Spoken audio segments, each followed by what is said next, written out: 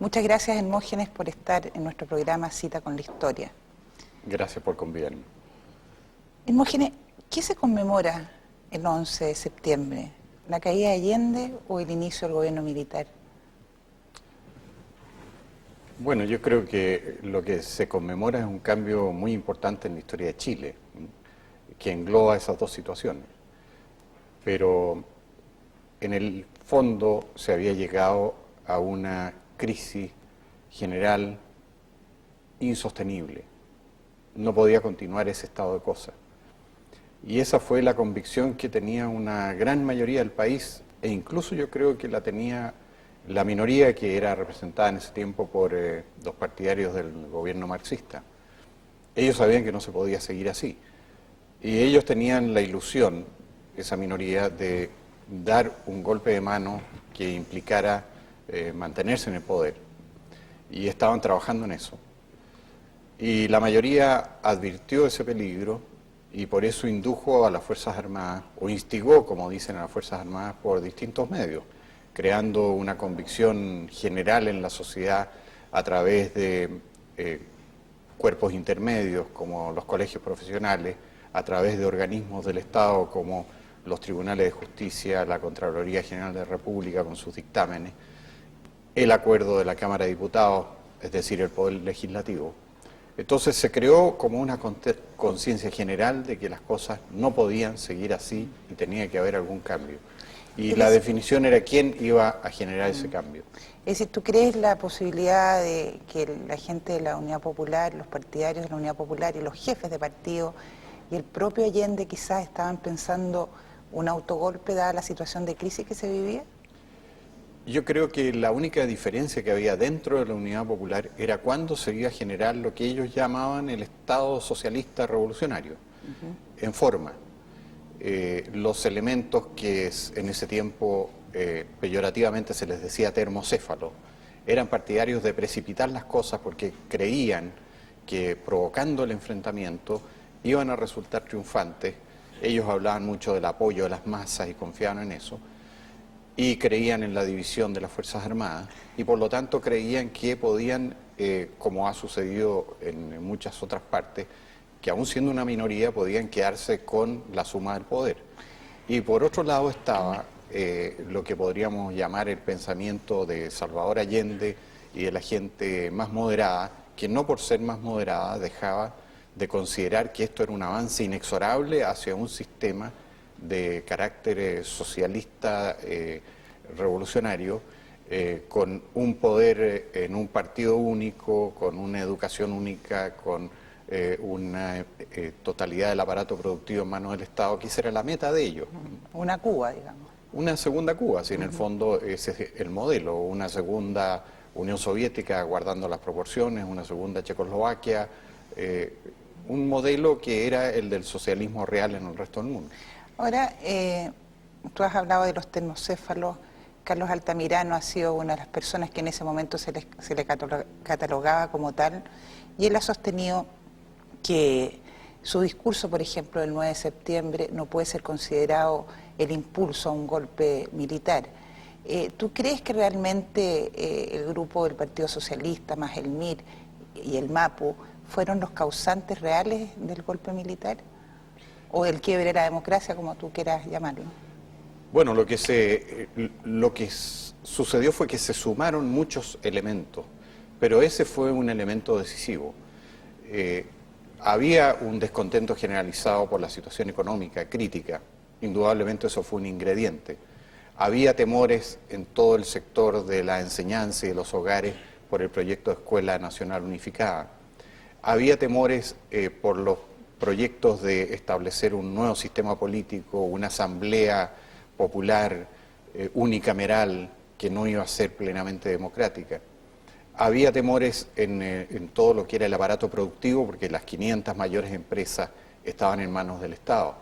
Entonces, todo eso se fue sumando, pero yo creo que lo que fue decisivo fue comprobar que había armamentismo ilegal, es decir, había grupos armados bajo la protección del gobierno, de los cuales solo la opinión pública se enteraba accidentalmente. Por ejemplo, había un choque en la ciudad y la camioneta que había chocado estaba cargada con ametralladoras y granadas, y resultaba que estaba esa camioneta inscrita a nombre de la Presidencia de la República. Entonces la imagen que se forjaba a la ciudadanía era que había un proceso subterráneo de armamentismo ilegal y que conducía solo a una parte, a dar un golpe de Estado armado. Pero eso ha sido negado en estos últimos años por el propio Altamirano, incluso por Andrés Pascal Allende, por gente de esos sectores que dicen que realmente las armas que tenían no alcanzaban para armar a 1.000 a 2.000 personas como máximo, que la tesis de ellos es más bien que esperaban que una parte de las Fuerzas Armadas saliera a ellos para provocar el cambio. Entonces que no hay tanto armamento. ¿Tú tuviste algún conocimiento de la existencia de esos armamentos los días posteriores al golpe? Bueno, yo lo que he leído son las declaraciones de Carlos Altamirano. Él en el libro de la Patricia Politzer dice con todo detalle, y ahí uno se puede formar la idea de que eran unos 10.000 hombres en armas. Él habla del contingente del MIR, habla del contingente socialista, todos armados, habla de grupos armados del MAPU, incluso de la izquierda cristiana, y si uno va sumando, él da cifras aproximadas. Dice, nosotros teníamos más o menos 1.000, el MIR tenía mucho más que eso. Bueno, si tú interpretas mucho más como el doble o 3 veces, llegas a una cifra como la que se daba en ese tiempo, cuando líderes democráticos decían aquí hay 10.000 hombres en armas. Bueno, las cifras de Altamirano en su libro llevan a esa cifra, ahora a ese total. Ahora él posteriormente, le dio entrevistas en el Mercurio, donde misteriosamente dice eran 150. No sé, los mismos que él decía eran 1.500, en otras declaraciones dice eran 150. Entonces sus cifras son muy volátiles. Pero Eduardo Frei, cuando le escribió a Mariano Rumor, después del 11 de septiembre del 73, le dice, aquí había armas como para aprovisionar a un ejército de 30.000 hombres, que es más que el contingente que tiene en total el ejército de Chile. Entonces, todas estas personas tenían esa noción, que era la que ellos manejaban y la que le transmitían a los uniformados diciéndoles, este es el peligro que hay. Y ellos actuaron, yo creo, decisivamente por ese motivo. Dime, se escribió a comienzo del régimen el Libro Blanco, donde se da a conocer, digamos, todas estas situaciones, todo el armamentismo. ¿Tú sabes quién escribió el Libro Blanco? Bueno, en primer lugar, el Libro Blanco no fue escrito, no se escribió un Libro Blanco. Yo estuve muy cerca de todo ¿Quién eso. recopiló los documentos? Yo no voy a dar nombres porque hay personas que han asumido la responsabilidad y a ellos les corresponde decir sí, yo participé. Y otras personas que a mí me consta que participaron, pero les molesta ser citadas en esa tarea. Pero yo estaba presente porque esto era un grupo de personas que hacíamos publicaciones, y poco después del 11 de septiembre, el coronel Pedro Ewing llamó a alguien de este grupo y le dijo, tenemos una cantidad enorme de documentación que nos interesaría dar a conocer. Y ustedes son expertos en esto, son historiadores, abogados, periodistas, ¿por qué no nos ayudan a organizar este material y publicarlo? Y entonces algunas personas de este grupo, yo no estuve incluido, pero habría ido feliz si me hubieran convidado, pero algunos se pusieron de acuerdo, algunos en ir. Y recibieron el material el coronel Ewing y estuvieron durante un tiempo largo organizándolo, desechando lo que estimaban que no era necesario o de interés conocer. Y finalmente elaboraron un libro que debe tener unas 300 páginas con los facsímiles de los originales de los documentos y la traducción, podríamos decir, porque algunos no están muy legibles, en la otra página. Da la casualidad de que, bueno, esto es casi humorístico, yo soy el dueño del Libro Blanco, porque hace unos 5 o 6 años yo tenía un ejemplar y había advertido que no había otro ejemplar, todo el mundo me lo pedía y yo no lo prestaba porque era el único ejemplar que tenía, muy antiguo, de 1974. Y entonces dije yo, ¿por qué no reeditarlo? Y empecé a averiguar de quién era el Libro Blanco para pedirle permiso para reeditarlo. Y no había dueño. Fui al registro de propiedad intelectual y no está inscrito. Entonces lo inscribí a mi nombre y hice una reedición, pero en el prólogo puse que estaba a disposición del que quisiera reproducirlo, o sea, no me considero dueño en todo el sentido de la palabra. Así que reedité el libro blanco y justamente hoy día en la reunión del Mercurio se habló de este tema y 2 redactores me pidieron que les regalara ejemplares y se los regalé. Y eso es una recopilación de documentos. ¿Está el plan Z? Sí, del plan Z. ¿Existe el plan Z? Sí, bueno, el almirante Merino en sus memorias, si mal no recuerdo, dice que se encontró un ejemplar, porque había varios ejemplares en distintas reparticiones. Uno se encontró en la caja de fondos de presidencial, en La Moneda, y otro parece que estaba en la caja de fondos del presidente o vicepresidente del Banco Central. Y en el plan Z está reproducido el ejemplar número 2, porque supuestamente para evitar que se fotocopiara o para saber el origen de cualquier filtración, todas las páginas de todos los ejemplares tenían un número. Entonces a ti, por ejemplo, te podía tocar un número 5, y si tú fotocopiabas eso iba a salir el número de todas maneras. El que está en el libro blanco es el número 2. No sé a quién, perdón, pertenecería. ¿Qué responsabilidad política crees tú que tuvo el partido en el cual tú fuiste diputado, el Partido Nacional, en la intervención del 11 de septiembre? ¿Hay mea culpa el Partido Nacional y tú que formaste parte de ese partido en un momento determinado? Mea culpa no creo que procediera, porque en realidad no había ninguna otra cosa que hacer que lo que se hizo. Incluso yo tengo que ser bien franco en esto. A mí en una oportunidad, alrededor de, creo que fue junio o julio de 1973, por intermedio de un senador de mi partido, un oficial, que creo que tenía el grado de coronel, de ejército, me pidió que fuera a hablar con él. Y yo lo hice con toda confidencialidad, como me pidieron que fuera, y él me preguntó qué me parecía a mí que hubiera un gobierno militar en Chile. Y yo le dije en ese momento que no me parecía bien, que yo creía que había instancias constitucionales que debían agotarse. Y probablemente yo a la altura de septiembre ya había cambiado de opinión, dado que todo el mundo había cambiado de opinión. En ese sentido, que no quedaba otra salida, porque no tenemos que olvidar que don Eduardo Frei, está la famosa Acta Rivera que corrobora esto, yendo la directiva de la SOFOFA a hablar con él para pedirle auxilio en vista de que todas las mayores empresas estaban siendo incautadas ilegalmente, que no podían conseguir la devolución de ellas. Esta directiva fue donde el presidente del Senado y le dijo, venimos a pedir su protección y auxilio. Y Frei les contestó, no vengan a hablar conmigo, vayan a hablar con los comandantes en jefe. Esta situación solo se arregla con fusiles. Y eso era en julio de 1973 y existe constancia de todo lo que se dijo ahí porque el secretario abogado de la Sociedad de Fomento Fabril, Rafael Rivera Sangüesa, levantó un acta, la hizo en su casa después.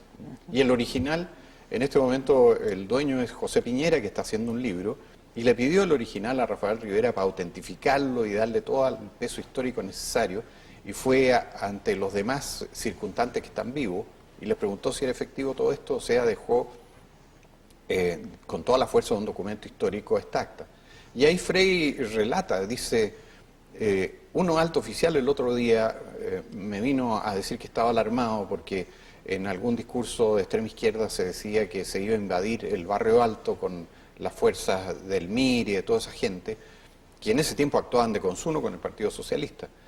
Y le dijo a Frei, nosotros necesitamos protección para nuestras familias, ¿qué debemos hacer?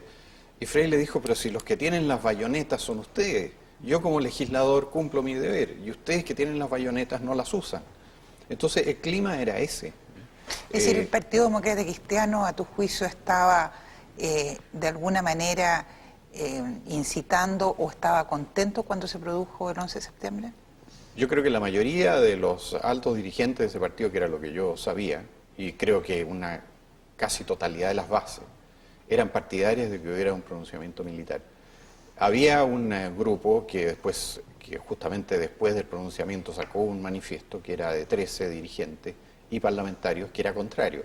A mí me consta, por ejemplo, que don Bernardo Leighton, de quien yo era bastante amigo, y éramos diputados juntos, y competimos juntos en el mismo distrito, era muy contrario.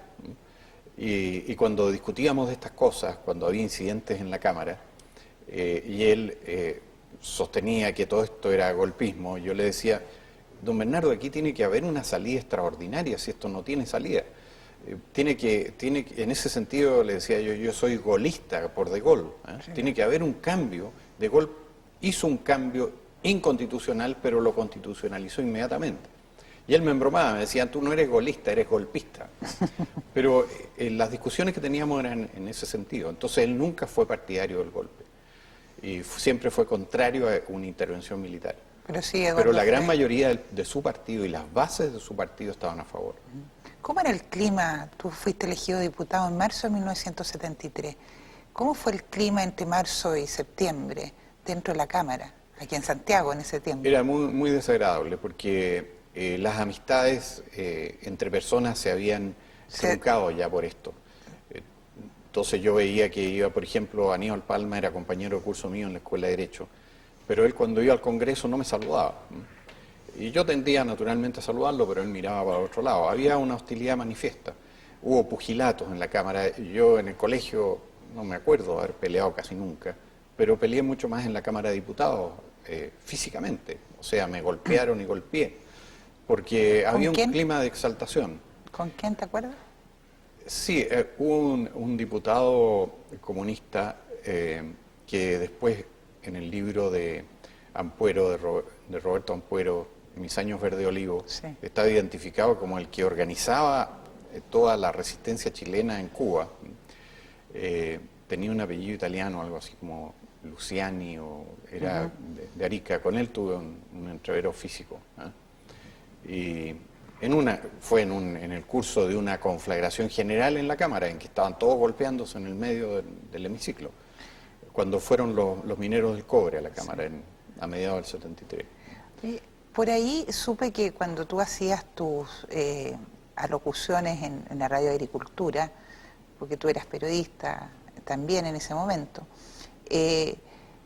tus comentarios contra el general Pinochet en un momento determinado fueron bastante fuertes. ¿Es cierto eso?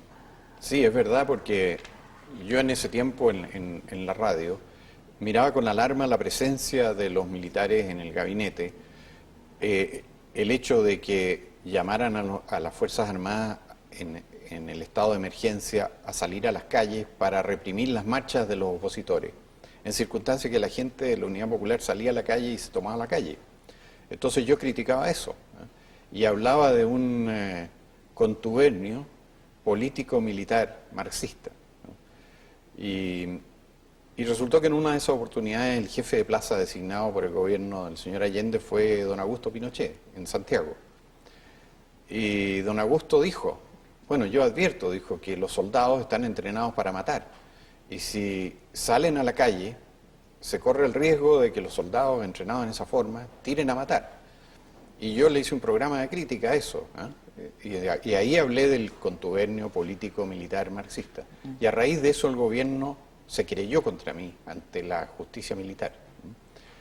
Y fui citado por el fiscal militar de ese momento, que era el almirante Montaña.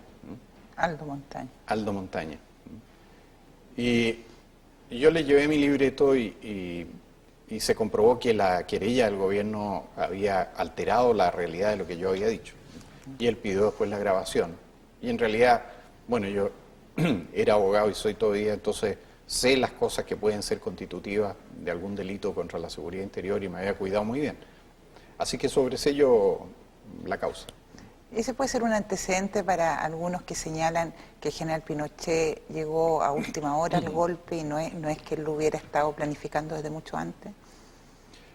Yo creo que las Fuerzas Armadas siempre tienen planes para emergencia, que podríamos decir que son polifuncionales.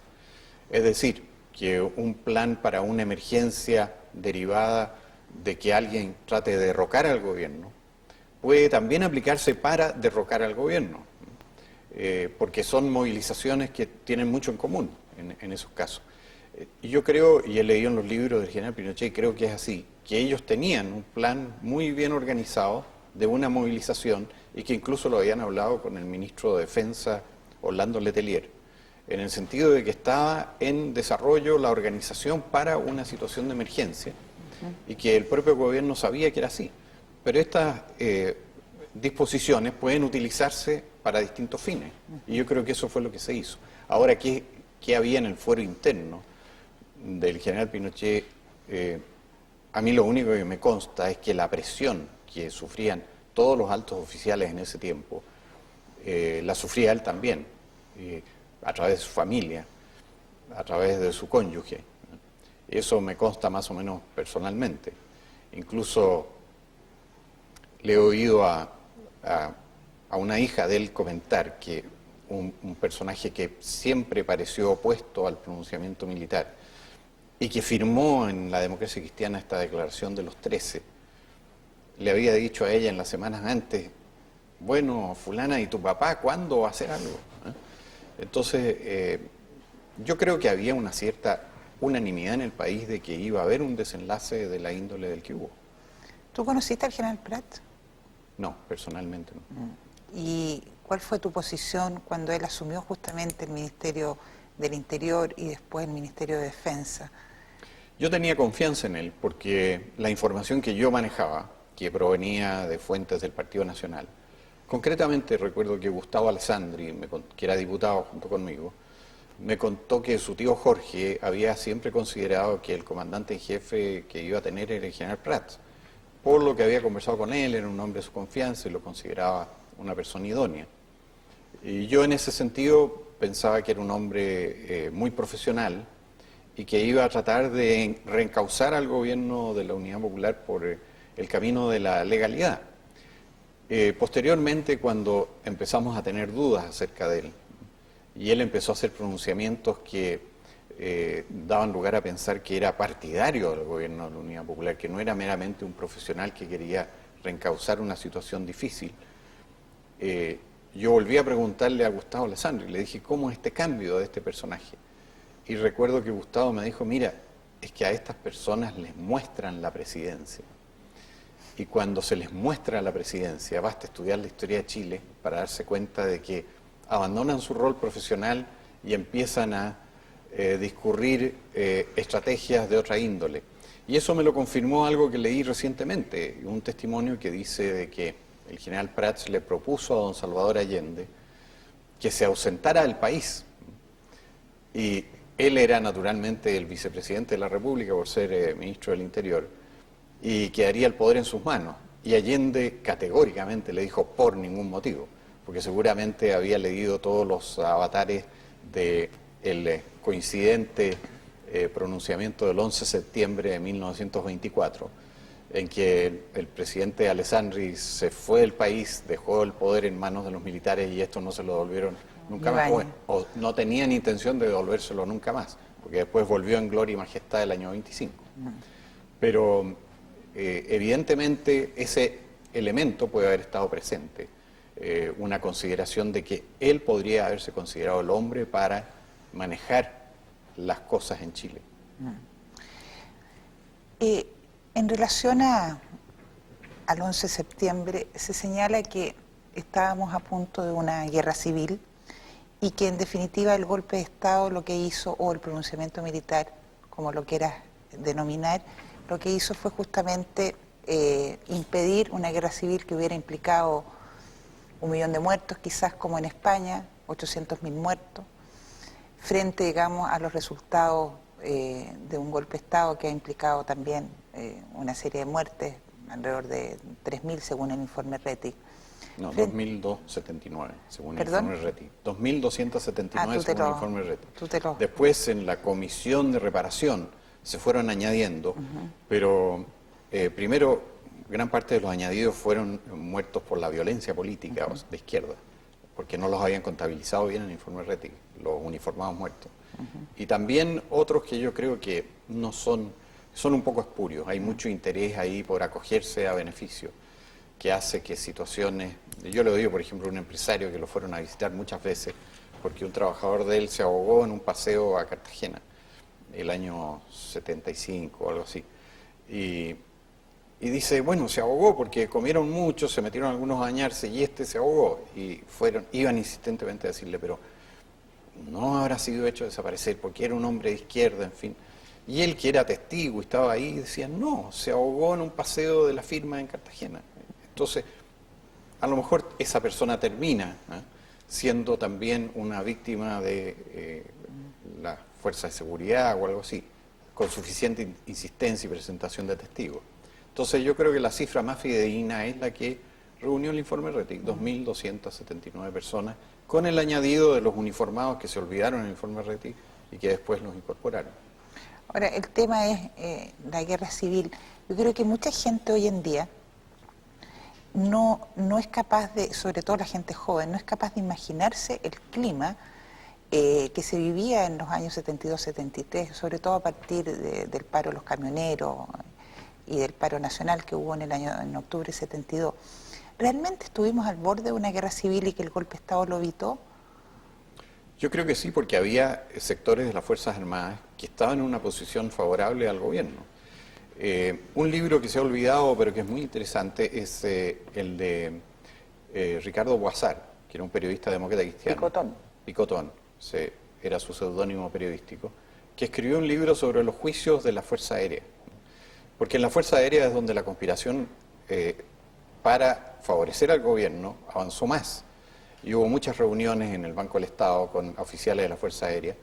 Y esos oficiales, uno de ellos recientemente ha hecho declaraciones en el Mercurio, el coronel Vergara. Estos oficiales estaban en connivencia con el MIR y tenían un plan bastante avanzado de apoderarse de las principales bases, desde luego la base aérea del Bosque, de dar muerte a oficiales que no se plegaran al movimiento. Entonces, yo creo que había en sus inicios un proceso de división de las Fuerzas Armadas. Había oficiales de ejército, altos oficiales de ejército que eran partidarios del gobierno de la Unidad Popular. Y yo creo que esto fue disuadido de convertirse en una resistencia, en una división de las Fuerzas Armadas, por la fuerza del pronunciamiento, porque por el propio bombardeo de La Moneda. Yo creo que fueron signos como de que esto era todo o nada, y eso puede haber hecho reflexionar a los que intentaran de alguna manera dividir a las Fuerzas Armadas. Entonces, el peligro de la guerra civil yo creo que sí existió, pero fue abortado inmediatamente por la acción muy resuelta de los mandos, y inmediatamente se dieron cuenta los que podrían ser disidentes de que ellos no tenían ninguna posibilidad y por lo tanto no intentaron nada.